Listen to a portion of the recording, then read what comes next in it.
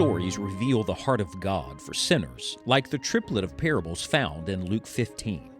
With the parables of the lost sheep, the lost coin, and the lost son, we see God's heart to bring sinners home to Himself. And to demonstrate His great love for sinners, God gave up His Son, Jesus Christ, so that you and I could become His sons and daughters by faith. Let's join Scott Pauley now as we study Luke 15.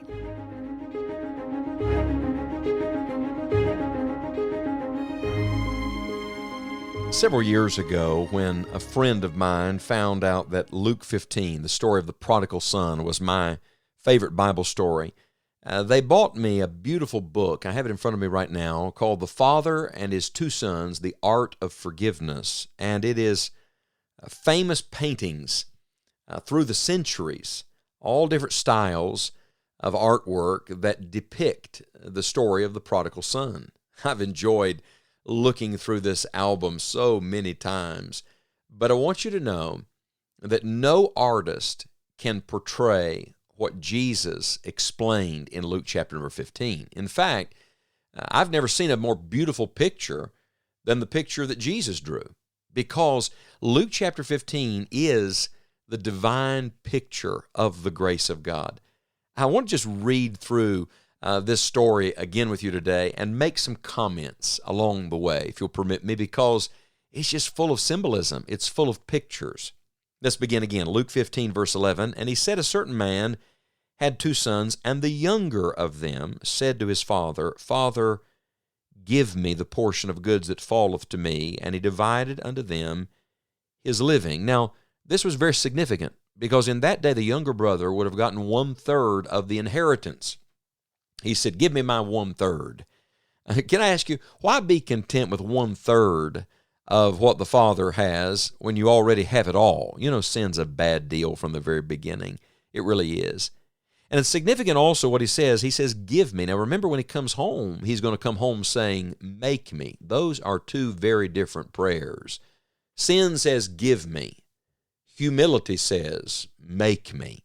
And so God is revealing something here about this, not just this sinful young man, but the sinful heart in every one of us. It's a picture of our sin. It's also significant that this boy would not have received that inheritance until his father died. You know what he really was saying? I wish you were dead. I'd rather have your money than you. This is awful. I want you to know that's what sinners do to God. We want the blessings without the blesser. We want the gifts without the giver. We want all God's good things. Oh, and heaven too. We just don't want Him and holiness. I want you to know that's not the way it happens. No, my friend, this is a picture of our sin. The Bible says in verse 13, and not many days after, the younger son gathered all together and took his journey into a far country, and there wasted his substance with riotous living. And when he had spent all, there arose a mighty famine in that land, and he began to be in want. I've marked in my Bible, in verse 13, the word wasted, and in verse 14, the word want, because here's a picture of what sin does. It brings you to nothing. You know, God fills you up. Sin drains you. It drains the life out of you. It causes you to spend your life on things that do not matter. And in the end, it's like sand sifting through your fingers. In the words of Solomon, you have nothing, emptiness, vanity, and vexation of spirit. We read on. Verse 15 says, and he went and joined himself to a citizen of that country, and he sent him into his fields to feed swine. And he would fain have filled his belly with the husk that the swine did eat, and no man gave unto him. Now, here is a picture. This is a picture of judgment, of God's dealing with sinners.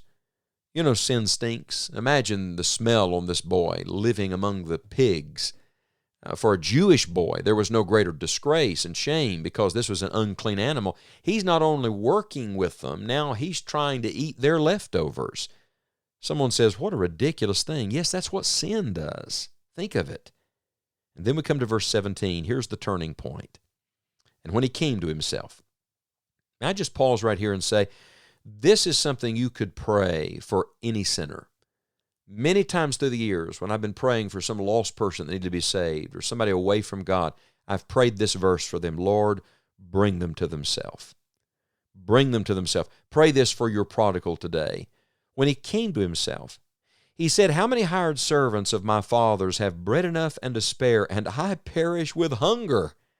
By the way, there's an exclamation point. If you're looking at Luke 15, verse 17, there's an exclamation point at the end. He finally exclaims that the Father's house, there's more than enough there. Do you know this is a picture of God's sufficiency? And I really believe this. I believe that one of the things that will speak to people about their need is when they realize the Lord is more than enough. I want to tell you today, Jesus is enough. What Christ did for you on the cross is enough. The goodness of God leadeth thee to repentance. The Father has bread enough and to spare. Why are you perishing with hunger? He continues in verse 18, "I will arise and go to my father, and will say unto him, Father, I have sinned against heaven and before thee, and am no more worthy to be called thy son. Make me as one of thy hired servants." Here's a picture of true repentance. Here's a picture of brokenness. Here's a picture of a young man who finally acknowledges the truth. What does he say? I have sinned. I've sinned. It's my sin. It's my own rebellion. What a picture of what confession is. It's just agreement with God. In fact, I'll prove it to you. He practices this prayer, I imagine, all the way home. "Father, I've sinned against heaven and before thee. I'm no more worthy to be called thy son. Make me as one of thy hired servants." Verse 20 says, "And he arose and came to his father. But when he was yet a great way off, his father saw him and had compassion and ran and fell on his neck and kissed him. And the son said unto him, Father, I have sinned against heaven and in thy sight, and am no more worthy to be called thy son. But the father said," Did you ever notice that this boy did not get to finish his beautiful prayer? Think of that. The prayer he had practiced over and over and had it down perfect. Daddy cut him off. Literally, the father just butted in verse 22. "But the father said to his servants." Did you ever notice that? All he allows him to say is, "I have sinned against heaven and in thy sight, and am no more worthy to be called thy son." That was enough. Did you ever notice the part of the prayer he didn't get to finish?